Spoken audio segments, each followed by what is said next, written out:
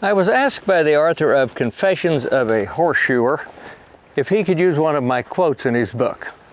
Well, the quote that he used was, "It's not that horseshoeing is so hard, it's just a dread of doing it."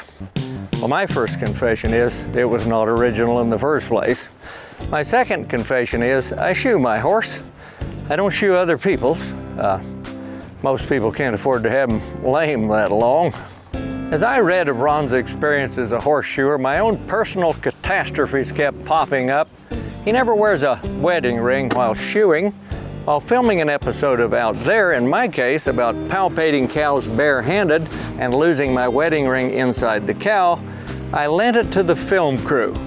I never saw it again, except in reruns. I use what I call a punch to enlarge the nail holes in the horseshoes. In his book, Ron calls it a pritchel. While he was heating his up to reshape the tip with the hammer, the pritchel slipped from his grip and spun upwards, and the sharp hot end went up his left nostril. He said he could hear it hiss as it cauterized his membranes. Confession number 4, I had a friend who was tightening a hose clamp on a slick pipe and stuck a screwdriver up his nose.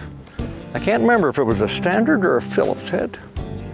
Another of Ron's stories recalled while trimming a cow's foot, he restrained her by running a rope from her foot to an overhead rafter in the barn. Well, she objected, of course, kicked out, and pulled the roof down on top of him. Confession number 5.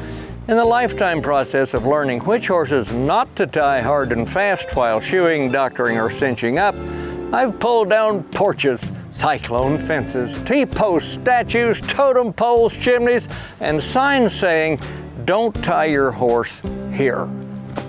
Well, the book was great, but Ron never answered the eternal question. Why do some people become horseshoers? Well, for myself, I can only explain it by asking, why do some dogs chase cars? This is Baxter Black from Out There.